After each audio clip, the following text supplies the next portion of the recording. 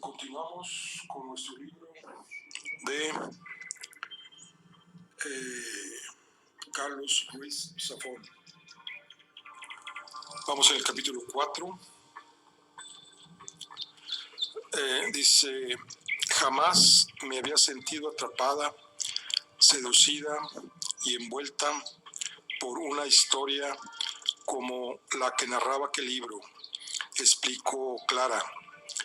Hasta entonces para mí las lecturas eran una obligación, una especie de multa a pagar a maestros y tutores sin saber muy bien para qué.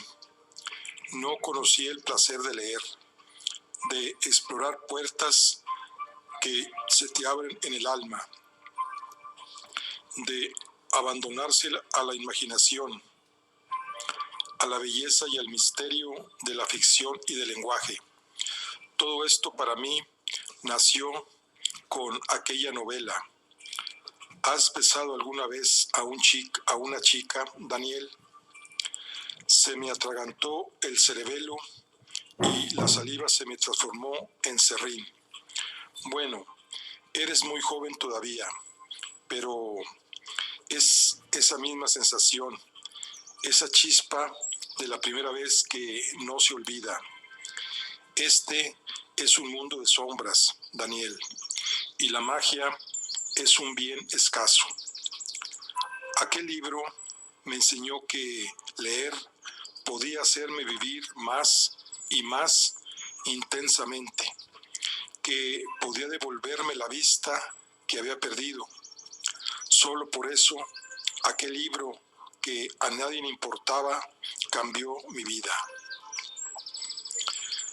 Llegado a ese punto, yo había quedado reducido a pasmarote, a merced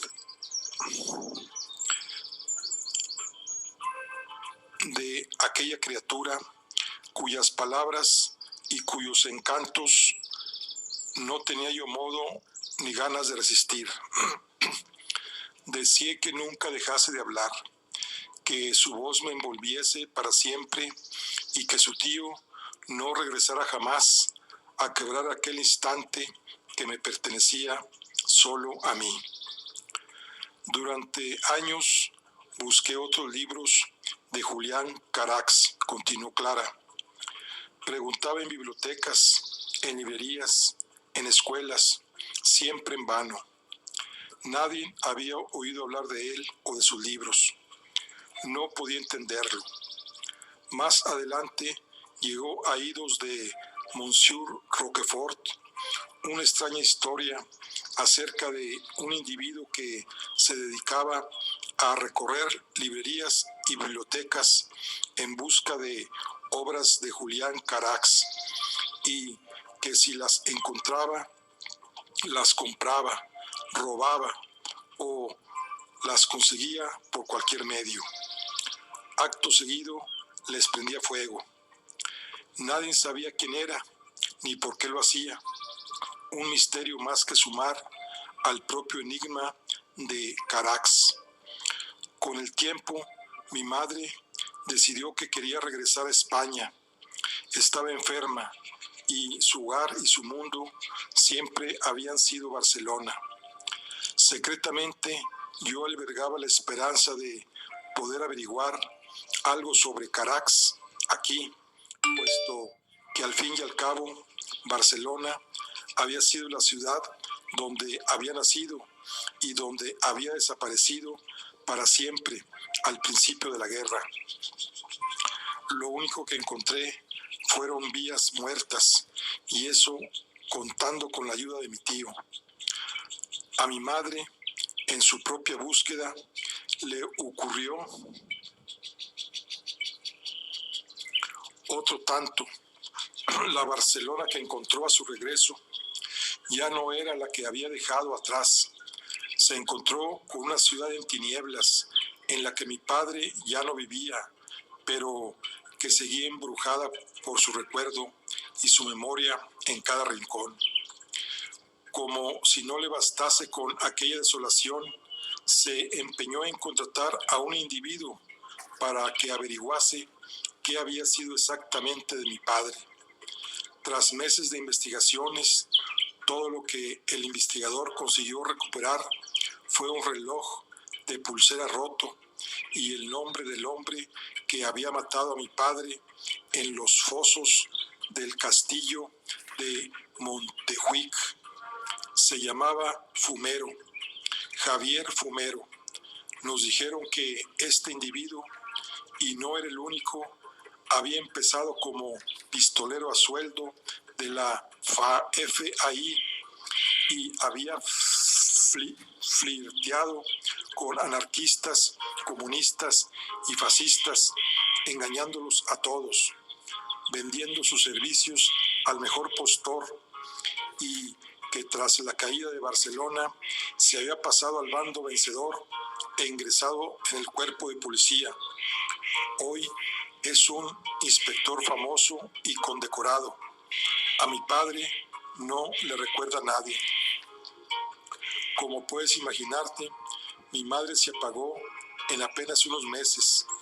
Los médicos dijeron que era el corazón y yo creo que por una vez acertaron. A la muerte de mi madre me fui a vivir con mi tío Gustavo, que era el único pariente que le quedaba a mi madre en Barcelona. Yo le adoraba porque siempre me traía libros de regalo cuando venía a visitarnos. Él ha sido mi única familia y mi mejor amigo todos estos años.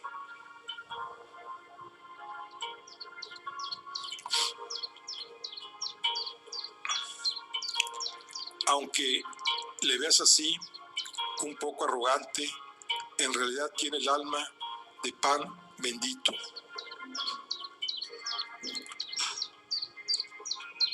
Todas las noches, sin falta, aunque se caiga de sueño, me lee un rato. Si quiere usted, yo podría leer para usted, apunté solícito. Arrepintiéndome al instante de mi osadía, convencido de que para Clara mi compañía solo podía suponer un engorro, cuando no un chiste. Gracias, Daniel, repuso ella. Me encantaría. Cuando usted quiera, contesté.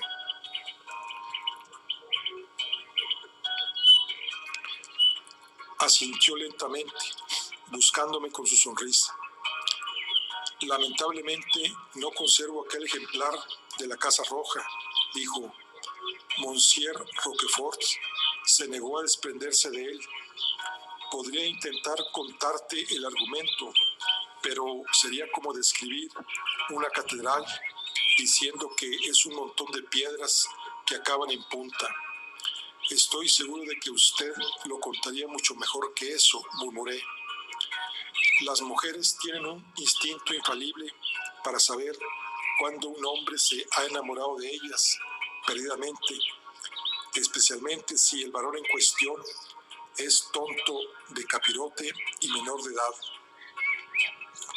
Yo cumplía todos los requisitos para que Clara Barceló me enviase a paseo, pero preferí creer que su condición de invidente me garantizaba cierto margen de seguridad y que mi crimen, mi total y patética devoción por una mujer que me doblaba en edad, inteligencia y estatura, permanecería en la sombra. Me preguntaba qué podía ella ver en mí como para ofrecerme su amistad, sino acaso un pálido reflejo de ella misma, un eco de soledad y pérdida. En mis sueños de colegial siempre seríamos dos fugitivos cabalgando a lomos de un libro, dispuestos a escaparse a través de mundos de ficción y sueños de segunda mano. Cuando Barceló regresó, arrastrando una sonrisa felina, habían pasado 2 horas, que a mí me habían sabido a 2 minutos. El librero me tendió el libro y me guiñó el ojo. Míralo bien, albondiguilla, que luego no quiero que me vengas con que te he pegado el cambiazo, ¿eh? Me fío de usted, apunté. Valiente bobada, al último imperfecto que me vino con eso. Turista yanqui él, convencido de que la fabada la había inventado Hemingway en los Sanfermines. Le di un Fuenteovejuna firmado por Lope de Vega a bolígrafo. Fíjate tú, así que ándate con ojo, que en este negocio, en los libros, no te puedes fiar ni del índice. Anochecía cuando salimos de nuevo a la calle Canuda.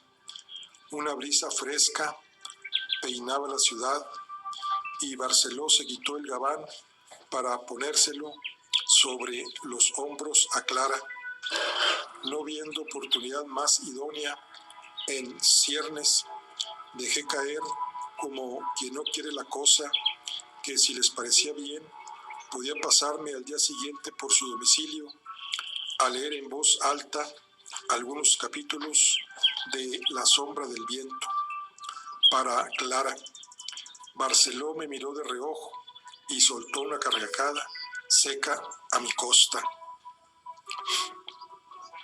Chaval, ¿qué te embalas?, masculló, aunque su tono delataba su beneplácito. Bueno, si no les va bien, quizá otro día o... Clara tiene la palabra, dijo el librero. En el piso ya tenemos 7 gatos y 2 cacatúas. No vendrá de una alimaña más o menos. Te espero entonces mañana a eso de las 7, concluyó Clara. ¿Sabes la dirección? Hubo un tiempo de niño en que quizá, por haber crecido rodeado de libros y libreros, decidí que quería ser novelista y llevar una vida de melodrama, la raíz de mi ensoñación literaria, además de esa maravillosa simplicidad con que todo se ve a los 5 años. Era una prodigiosa pieza de artesanía y precisión.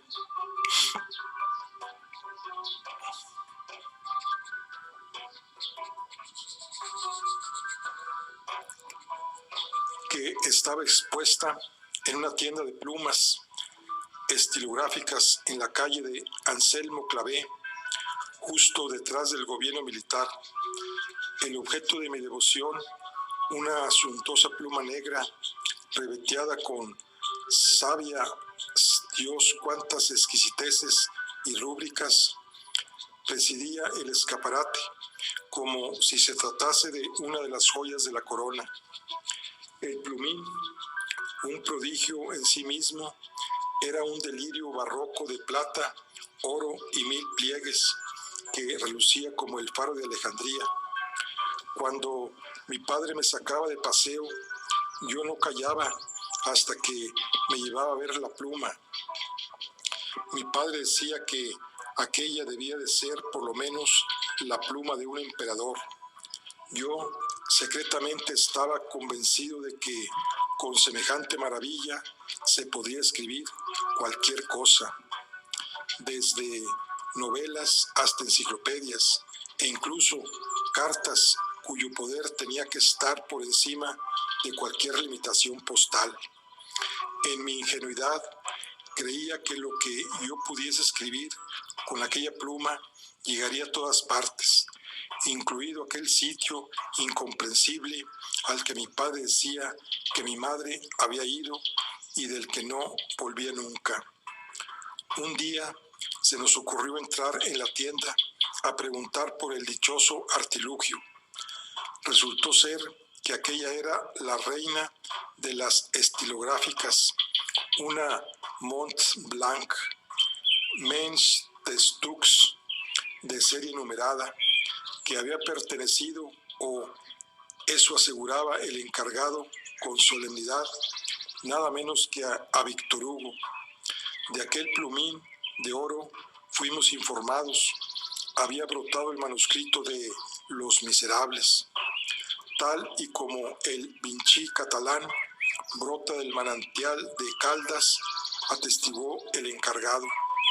Según nos dijo, La había adquirido personalmente de un coleccionista venido de París y se había asegurado de la autenticidad de la pieza.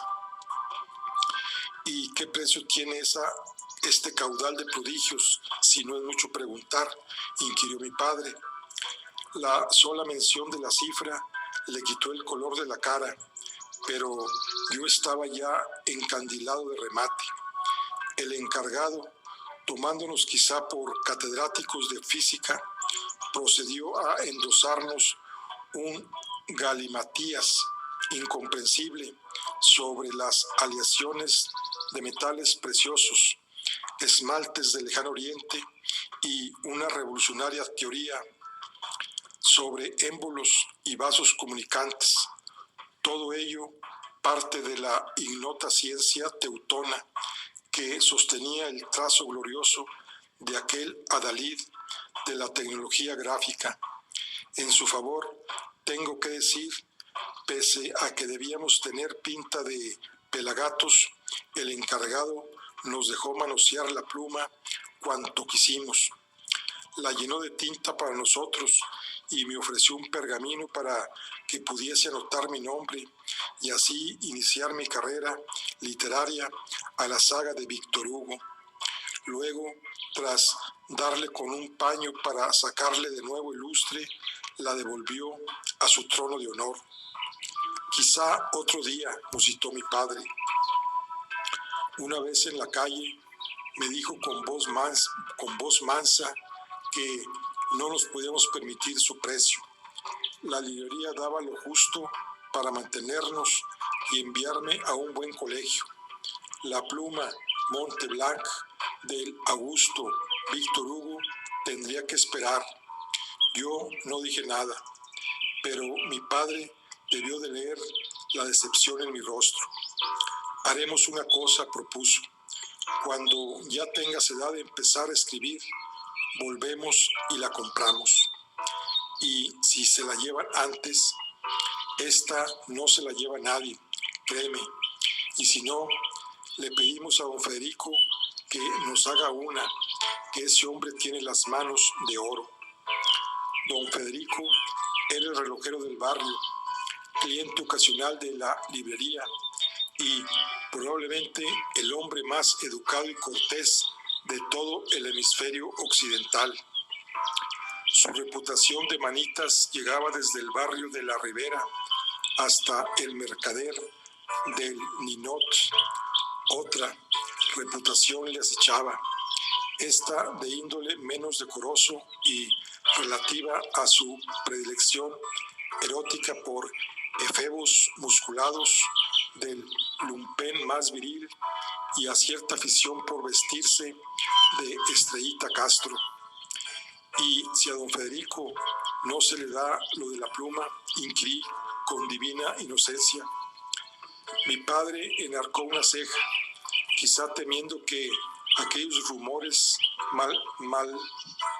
maledicentes me hubiesen maleado la inocencia. Don Federico, de todo lo que sea alemán, entiende un rato y es capaz de hacer un Volkswagen si hace falta. Además, habría que ver si ya existían las estilográficas en tiempos de Víctor Hugo. Hay mucho vivo suelto. A mí, el escepticismo historicista de mi padre me resbalaba. Yo creía la leyenda a pies juntillas, aunque no veía con malos ojos que don Federico me fabricase un sucedáneo. Tiempo habría para ponerse a la altura de Víctor Hugo. Para mi consuelo, y tal como había predicho mi padre, la pluma Montblanc permaneció durante años en aquel escaparate que visitábamos religiosamente cada sábado por la mañana. Aún está ahí, decía yo maravillado. Te espera, decía mi padre. Sabe que algún día será tuya y que escribirás una obra maestra con ella. Yo quiero escribir una carta a mamá para que no se sienta sola. Mi padre me observó sin pestañear. Tu madre no está sola, Daniel, está con Dios y con nosotros, aunque no podamos verla.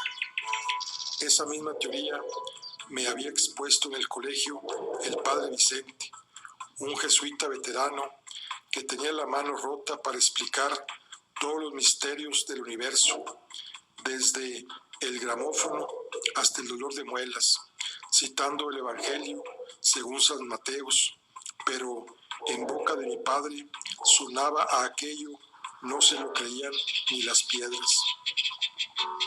¿Y Dios, para qué la quiere? No lo sé. Si algún día le vemos, se lo preguntaremos. Con el tiempo, deseché la idea de la carta y supuse que, ya puestos, sería más práctico empezar con la obra maestra. A falta de la pluma, mi padre me prestó un lápiz Staedtler del número 2, con el que garabateaba en un cuaderno. Mi historia casualmente giraba en torno a una prodigiosa pluma estilográfica de pasmoso parecido con la de la tienda, y que además estaba embrujada. Más concretamente, la pluma estaba poseída por el alma torturada de un novelista que había muerto de hambre y de frío, y que había sido su dueño. Al caer en manos de un aprendiz, la pluma se empeñaba en plasmar en el papel la última obra que el autor no había podido terminar en su vida. No recuerdo de dónde la copié o de dónde vino, pero lo cierto es que nunca volví a tener una idea semejante. Mis intentos de plasmarla en la página, sin embargo, resultaron desastrosos. Una anemia de invención plagaba mi sintaxis y mis vuelos metafóricos me recordaban a los de los anuncios de baños efervescentes para pies que acostumbraba a leer en las paradas de los tranvías. Yo culpaba al lápiz y ansiaba la pluma que habría de convertirme en un maestro. Mi padre seguía mis accidentados progresos con una mezcla de orgullo y preocupación. ¿Qué tal tu historia, Daniel? No sé, supongo que si tuviera la pluma, todo sería distinto. Según mi padre, aquel era un razonamiento que solo se le podría haber ocurrido a un literato en ciernes.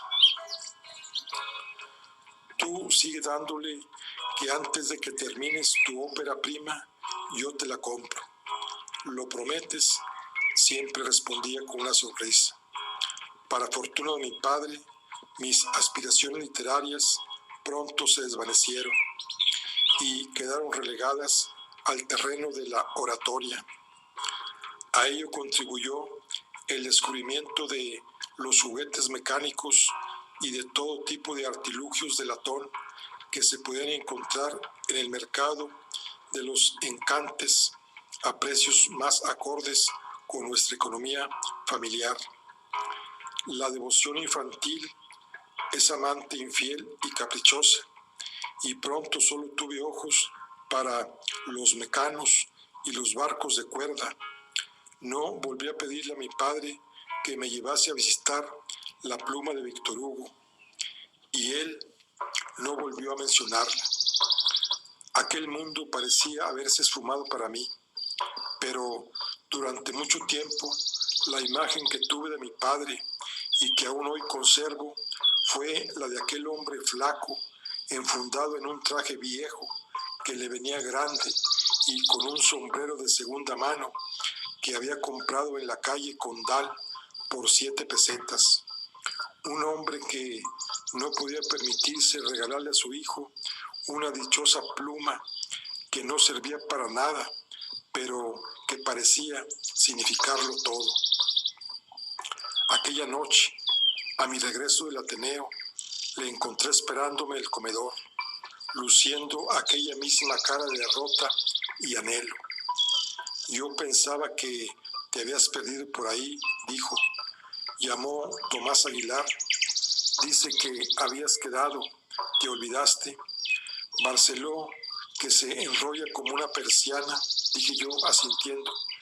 Ya no sabía cómo quitármelo de encima. Es buen hombre, pero un poco plomo. Tendrás hambre. La Merceditas nos ha bajado algo de sopa que había hecho para su madre. Esa muchacha vale un montón.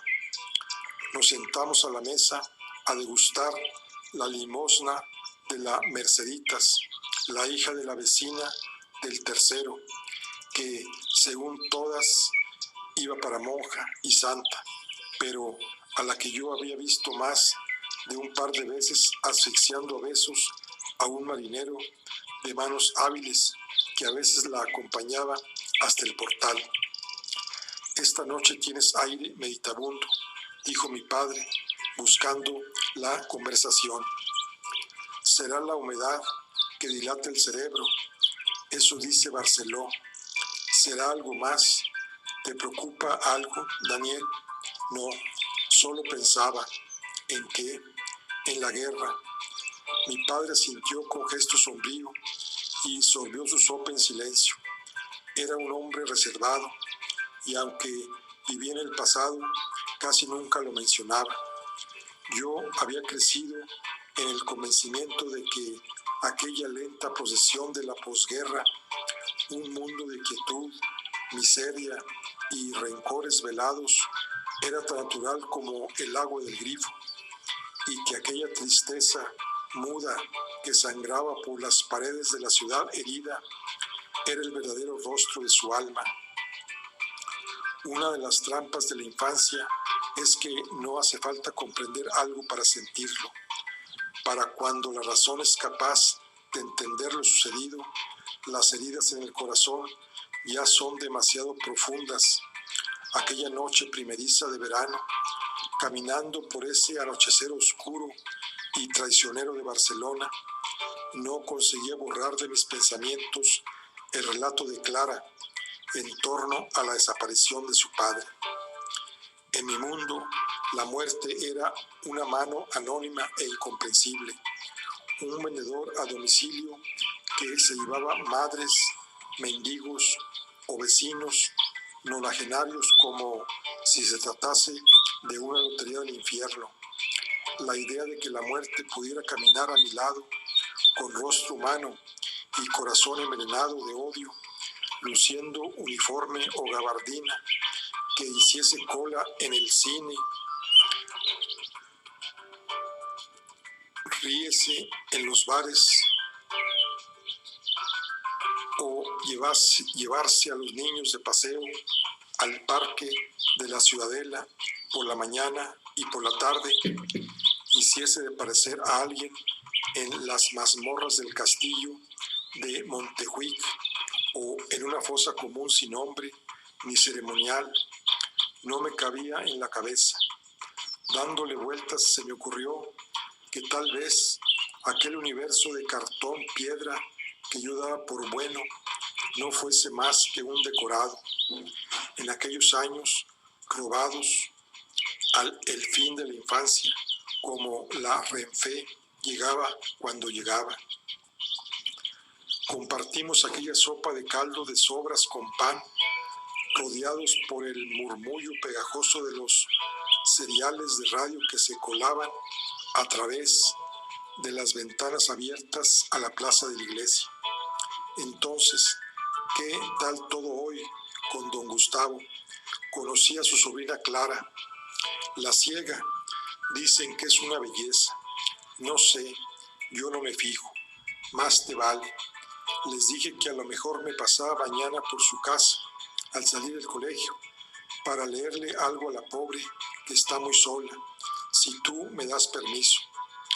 Mi padre me examinó de reojo como si se preguntase si estaba él envejeciendo prematuramente o yo creciendo demasiado rápido. Decidí cambiar el tema y el único que pude encontrar era el que me consumía las entrañas. En la guerra, es verdad que se llevaban a la gente al castillo de Montejuic y no se les volvía a ver. Mi padre apuró la cucharada de sopa sin inmutarse. y me miró detenidamente, la sonrisa breve resbalándole de los labios. ¿Quién te ha dicho eso? ¿Barceló? No. Tomás Aguilar, que a veces cuenta historias en el colegio. Mi padre asintió lentamente. En tiempos de guerra ocurren cosas que son muy difíciles de explicar, Daniel. Muchas veces ni yo sé lo que significan de verdad. A veces es mejor dejar las cosas como están. Suspiró y sorbió la sopa sin ganas. Yo le observaba callado. Antes de morir, tu madre me hizo prometer que nunca te hablaría de la guerra, que no dejaría que recordases nada de lo que sucedió. No supe qué contestar. Mi padre entornó la mirada como si buscase algo en el aire, miradas o silencios, o quizá a mi madre para que corroborase sus palabras. A veces pienso que me he equivocado al hacerle caso. No lo sé. Es igual, papá. No, no es igual, Daniel. Nada es igual después de una guerra. Y si es cierto que hubo mucha gente que entró en ese castillo y nunca salió. Nuestras miradas se encontraron brevemente. Al poco, mi padre se levantó y se refugió en su habitación, herido de silencio. Retiré los platos y los deposité en la pequeña pila de mármol de la cocina para fregarlos. Al volver al salón, apagué la luz y me senté en el viejo butacón de mi padre. El aliento de la calle aleteaba en las cortinas. No tenía sueño ni ganas de tentarlo. Me acerqué al balcón y me asomé hasta ver el reluz vaporoso que vertían las farolas en la puerta del Ángel. La figura se recortaba en un retazo de sombra tendido sobre el empedrado de la calle, inerte. El tenue parpadeo ámbar de la brasa de un cigarrillo se reflejaba en sus ojos. Vestía de oscuro, una mano enfundada en el bolsillo de la chaqueta, la otra acompañando al cigarro que tejía una telaraña de humo azul en torno a su perfil. Me observaba en silencio, el rostro velado, a contraluz del alumbrado de la calle. Permaneció ahí por espacio de casi un minuto, fumando con abandono, la mirada fija en la mía. Luego, al escucharse las campanadas de medianoche en la catedral, la figura hizo un leve asentimiento con la cabeza, un saludo tras el cual intuí una sonrisa que no podía ver. Quise corresponder, pero me había quedado paralizado. La figura se volvió y le vi alejarse cojeando ligeramente. Cualquier otra noche apenas hubiese reparado en la presencia de aquel extraño, pero tan pronto le perdí de vista en la neblina, sentí un sudor frío en la frente y me faltó el aliento. Había leído una descripción idéntica de aquella escena en La sombra del viento. En el relato, el protagonista se asomaba todas las noches al balcón a medianoche y descubría que un extraño le observaba desde las sombras, fumando con abandono. Su rostro siempre quedaba velado en la oscuridad y solo sus ojos se insinuaban en la noche, ardiendo como brasas.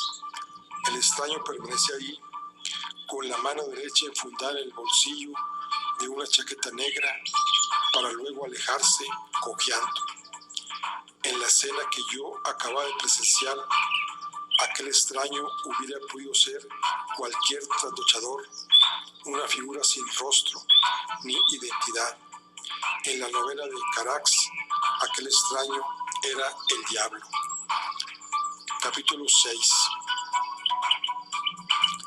Un sueño espeso de olvido y la perspectiva de que aquella tarde volvería a ver a Clara me persuadieron de que la visión no había sido más que una casualidad.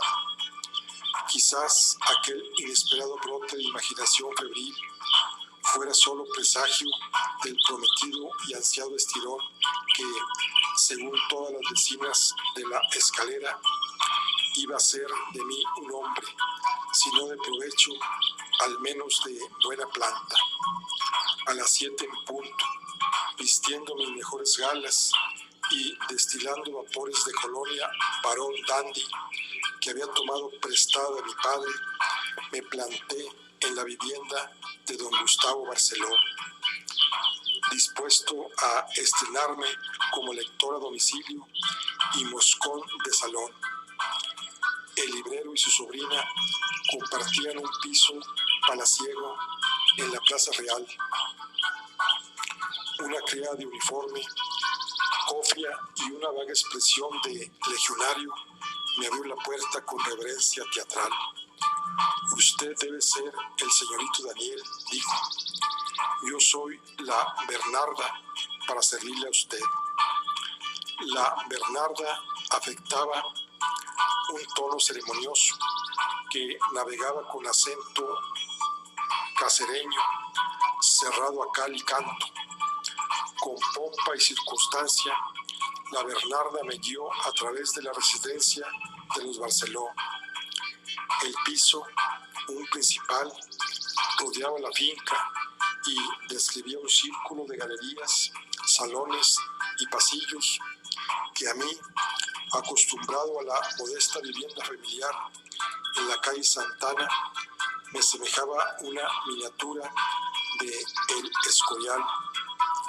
A la vista estaba que don Gustavo, amén de libros incunables y todo tipo de arcana bibliografía, coleccionaba estatuas, cuadros y retablos, por no decir abundante fauna y flora. Seguía la Bernarda a través de una galería rebosante de follaje y especímenes del trópico que constituían un verdadero invernadero. El acristalado de la galería tamizaba una luz dorada de polvo y vapor.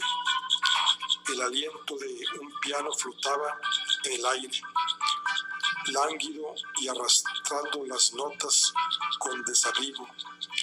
La Bernarda se abría paso entre la espesura, blandiendo sus brazos de descargador portuario a modo de machetes. Yo la seguía de cerca, estudiando el entorno y reparando en la presencia de media docena de felinos y un par de cacatúas de color rabioso y tamaño enciclopédico, a las que, según me explicó la criada, Barceló había bautizado como Ortega y Gasset, respectivamente. Clara me esperaba en un salón al otro lado de este bosque que miraba sobre la plaza. Enfundada en un vaporoso vestido de algodón azul turquesa, el objeto de mis turbios anhelos tocaba el piano al amparo de un soplo de luz que se prismaba desde el rosetón. Clara tocaba mal, a desatiempo y equivocando la mitad de las notas, pero para mí su serenata me sonaba gloria, y el verla erguida frente al teclado con una media sonrisa y la cabeza ladeada me inspiraba una visión celestial. Iba a carraspear para denotar mi presencia, pero los efluvios del Barón Dandy me delataron. Clara cesó su concierto de súbito y una sonrisa avergonzada le salpicó el rostro. Por un momento había pensado que era mi tío, dijo. Me tiene prohibido que toque a Mompou, porque dice que lo que hago con él es un sacrilegio. El único Mompou que yo conocía era un cura macilento y de propensión flatulenta que nos daba clases de física y química, y la asociación de ideas se me pareció grotesca, cuando no improbable. Pues a mí me parece que tocas de maravilla, apunté. ¿Qué va? Mi tío, que es un melómano de pro, hasta me ha puesto un maestro de música para enmendarme. Es un compositor joven que promete mucho. Se llama Adrián Neri y ha estudiado en París y en Viena. Tengo que presentártelo. Está componiendo una sinfonía que la va a estrenar la Orquesta Ciudad de Barcelona, porque su tío está en la junta directiva. Es un genio, el tío o el sobrino. No seas malicioso, Daniel. Seguro que Adrián te cae divinamente. Como un piano de cola desde un 7º piso, pensé. ¿Te apetece merendar algo?, ofreció Clara. Bernarda hace unos bizcochos de canela que quitan el sueño. Merendamos como la realeza, devorando cuanto la criada nos ponía a tiro. Yo ignoraba el protocolo de estas ocasiones y no sabía muy bien cómo proceder. Clara, que siempre parecía leer mis pensamientos, me sugirió que cuando quisiera podía leer La sombra del viento y que ya puestos podía empezar por el principio. De esta guisa, emulando aquellas voces de Radio Nacional que recitaban viñetas de corte patriótico poco después de la hora del Ángelus, con prosopopeya ejemplar, me lancé a revisar el texto de la novela una vez más. Mi voz, un tanto embarada al principio, se fue relajando paulatinamente y pronto me olvidé de que estaba recitando para volver a sumergirme en la narración, descubriendo cadencias y giros en la prosa que fluían como motivos musicales, acertijos de timbre y pausa en los que no había reparado en mi primera lectura. Nuevos detalles, brinas de imágenes y espejismos despuntaron entre líneas como el tramado de un edificio que se contempla desde diferentes ángulos. Leí por espacio de 1 hora, atravesando 5 capítulos, hasta que sentí la voz seca y media docena de relojes de pared resonaron en todo el piso, recordándome que ya se me estaba haciendo tarde. Cerré el libro y observé a Clara, que me sonreía serenamente. Me recuerda un poco a la Casa Roja, dijo, pero esta parece una historia menos sombría. No te confíes, dije, es solo el principio. Luego las cosas se complican. ¿Tienes que irte ya, verdad?, preguntó Clara. Me temo que sí. No es que quiera, pero si no tienes otra cosa que hacer, puedes volver mañana, sugirió Clara, pero no quiero abusar de... A las 6, ofrecí. Lo digo porque así tendremos más tiempo. Aquel encuentro en la sala de música del piso de la Plaza Real fue el primero entre muchos más a lo largo de aquel verano de 1945 y de los años que siguieron. Pronto mis visitas al piso de los Barceló se hicieron casi diarias, menos los martes y jueves, días en que Clara tenía clases de música con el tal Adrián Neri. Pasaba horas ahí y con el tiempo me aprendí de memoria cada sala, cada corredor y cada planta del bosque de Don Gustavo.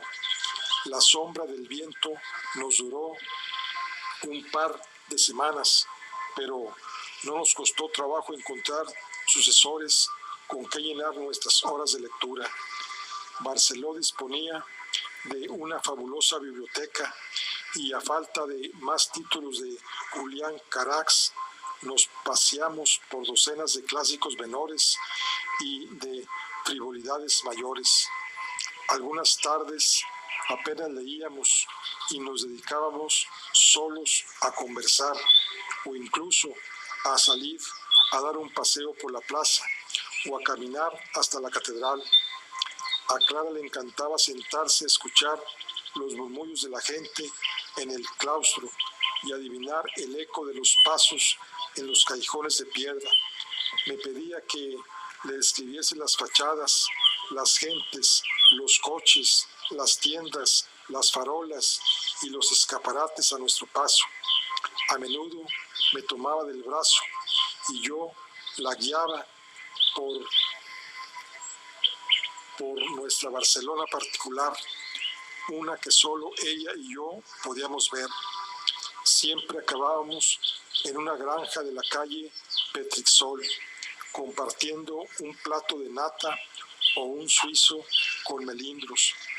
A veces la gente nos miraba de refilón y más de un camarero listillo se refería a ella como tu hermana mayor, pero yo hacía caso omiso de burlas e insinuaciones.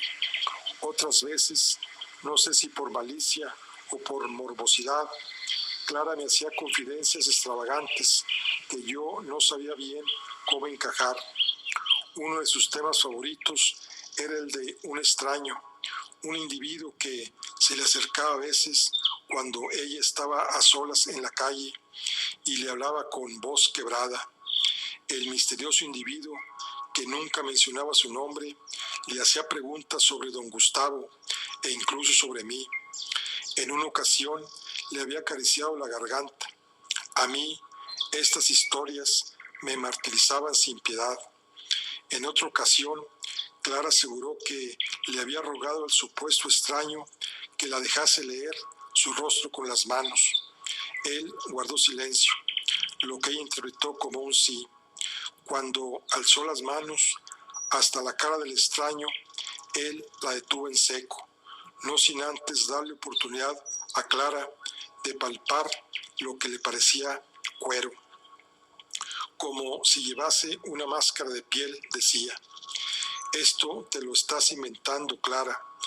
Clara juraba y perjuraba que era cierto, y yo me rendía, atormentado por la imagen de aquel desconocido de dudosa existencia que se complacía en acariciar ese cuello de cisne y a saber qué más, mientras a mí solo me estaba permitido anhelarlo. Si me hubiese parado a pensarlo, hubiera comprendido que mi devoción por Clara no era más que una fuente de sufrimiento. Quizá por eso la adoraba más, por esa estupidez eterna de perseguir a los que nos hacen daño. A lo largo de aquel verano, yo solo temí el día en que volviese a empezar las clases y no expusiera de todo el día para pasarlo con Clara. La Bernarda, que ocultaba una naturaleza de madraza bajo su severo semblante, acabó por tomarme cariño a fuerza de tanto verme y a su modo y manera decidió adoptarme.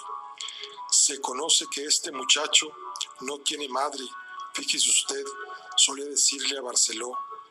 A mí es que me da una pena, pobrecillo.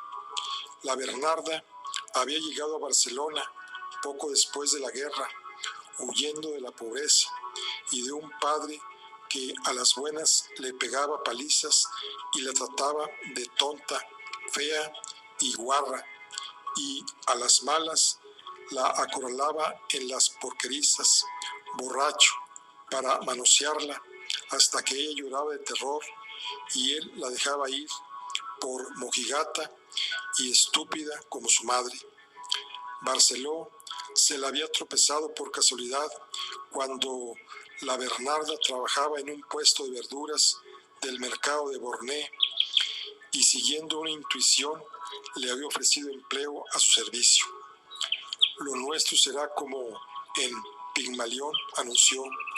Usted será mi Elisa y yo su profesor Higgins. La Bernarda, cuyo apetito literario se saciaba con la hoja dominical, le miró de reojo.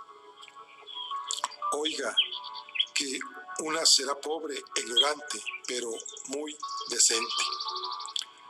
Barceló no era exactamente George Bernard Shaw, pero Aunque no había conseguido dotar a su pupila de la dicción y el duende de don Manuel Azaña, sus esfuerzos habían acabado por refinar a la Bernarda y enseñarle maneras y hablares de doncella de provincias.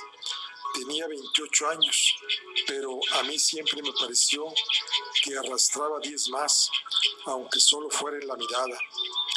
Era muy de misa y devota de la Virgen de Lourdes hasta el punto del delirio. Acudía a diario a la Basílica de Santa María del Mar a oír el servicio de las 8 y se confesaba 3 veces por semana, como mínimo.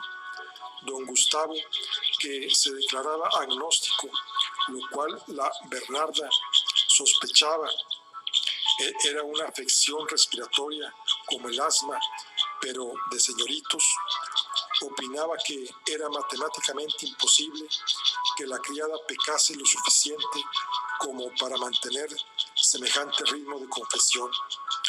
Si tú eres más buena que el pan, Bernarda, decía indignado, esta gente que ve pecado en todas partes está enferma del alma y, si me apuras, de los intestinos. La condición básica del beato ibérico es el estreñimiento crónico. Al oír tamañas blasfemias, la Bernarda se santiguaba por quintuplicado. Más tarde, por la noche, decía una oración extra por el alma poluta del señor Barceló, que tenía buen corazón, pero a quien de tanto leer se le habían podrido los sesos, como a Sancho Panza. De Pascuas a Ramos, a la Bernarda le salían novios que le pegaban, le sacaban los pocos cuartos que tenía en una cartilla de ahorros y tarde o temprano la dejaban tirada. Cada vez que se producía una de estas crisis, la Bernarda se encerraba en el cuarto que tenía en la parte de atrás del piso a llorar durante días y juraba que se iba a matar con el veneno para las ratas o a beberse una botella de lejía. Barceló, tras agotar todas sus artimañas de persuasión, se asustaba de veras y tenía que llamar al cerrajero de guardia para que abriese la puerta de la habitación y a su médico de cabecera para que le administrase a la Bernarda un sedante de caballo.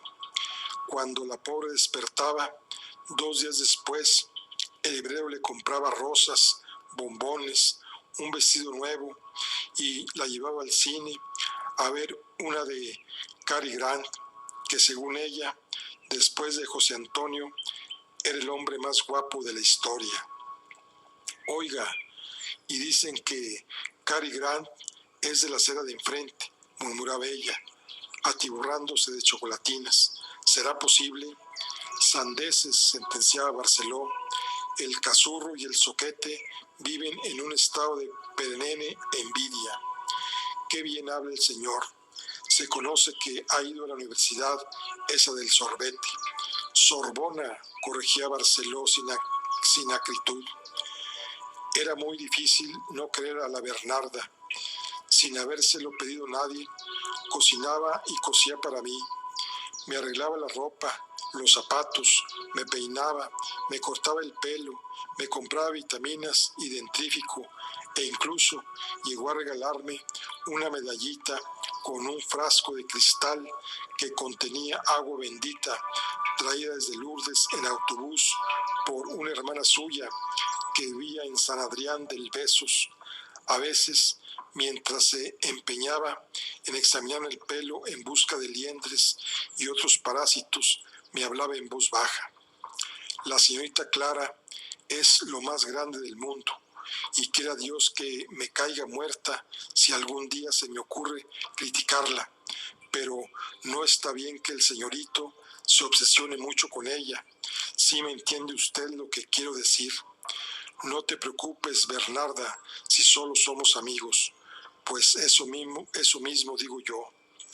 Para ilustrar sus argumentos, La Bernarda procedía entonces a relatarme alguna historia que había oído por la radio en torno a un muchacho que se había enamorado indebidamente de su maestra y al que por obra de algún sortilegio justiciero se le había caído el pelo y los dientes, al tiempo que la cara y las manos se le recubrían de hongos recriminatorios, una suerte de lepra del libidinoso. La lujuria es muy mala cosa, concluía la Bernarda, se lo digo yo.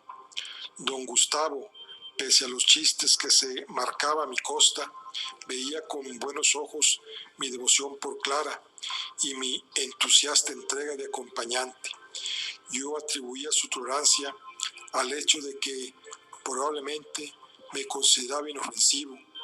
De tarde en tarde seguía dejándome caer ofertas suculentas para adquirir la novela de Carax.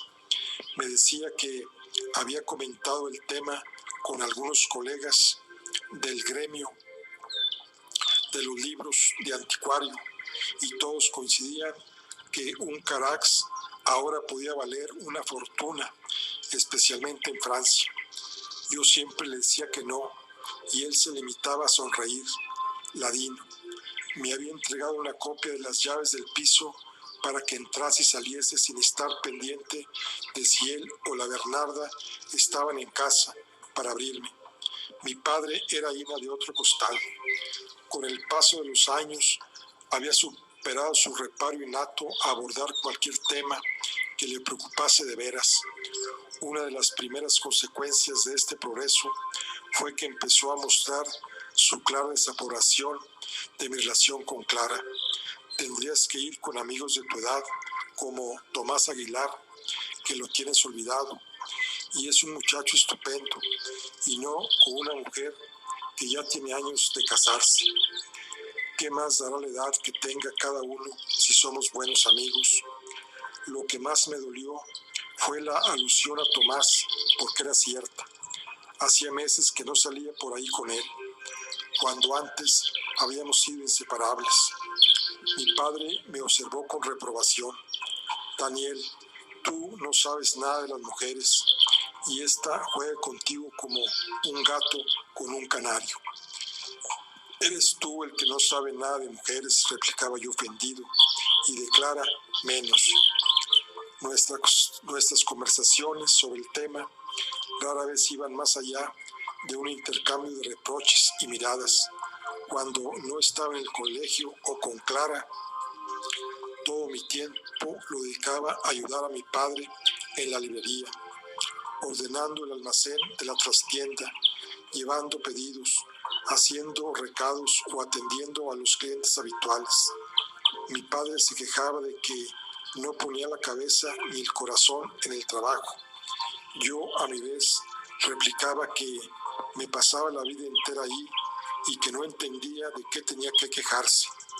Muchas noches, sin poder conciliar el sueño, recordaba aquella intimidad, aquel pequeño mundo que ambos habíamos compartido en los años que siguieron a la muerte de mi madre, los años de la pluma de Víctor Hugo y las locomotoras de latón. Los recordaba como años de paz y tristeza, un mundo que se desvanecía, que se había venido evaporando desde aquel amanecer en que mi padre me había llevado a visitar el cementerio de los libros olvidados. Un día mi padre descubrió que yo había regalado el libro de Carax a Clara y montó en cólera. Me has decepcionado, Daniel, me dijo. Cuando te llevé a aquel lugar secreto, te dije que el libro que escogieras era algo especial, que tú lo ibas a adoptar y que debías responsabilizarte de él. Entonces tenía 10 años, papá, y aquello era un juego de niños. Mi padre me miró como si le hubiese apuñalado. Y ahora tienes 14 y no solo sigues siendo un niño, eres un niño que se cree un hombre. Vas a llevarte muchos disgustos en la vida, Daniel, y muy pronto. En aquellos días yo quería creer que a mi padre le dolía que pasase tanto tiempo con los Barceló. El librero y su sobrina vivían en un mundo de lujos que mi padre apenas podía olfatear. Pensaba que le molestaba que la criada de don Gustavo se comportase conmigo como si fuera mi madre y que le ofendía que yo aceptase que alguien pudiera desempeñar aquel papel. A veces, mientras yo andaba por la trastienda haciendo paquetes o preparando un envío, oía a algún cliente bromear con mi padre. Sempere, usted lo que tiene que hacer es buscarse una buena chavala, que ahora sobran viudas de buen ver y en la flor de la vida. Ya me entiende usted, una buena moza le arregla a uno la vida, amigo mío, y le quita 20 años de encima, lo que no puedan un par de tetas. Mi padre nunca respondía a esas insinuaciones, pero a mí cada vez me parecían más sensatas. En una ocasión, en una de nuestras cenas, que se habían transformado en combates de silencios y miradas robadas, saqué el tema a relucir. Creía que si era yo quien lo sugería, facilitaría las cosas. Mi padre era un hombre bien parecido, de aspecto pulcro y cuidado, y me constaba que más de una mujer en el barrio lo veía con buenos ojos.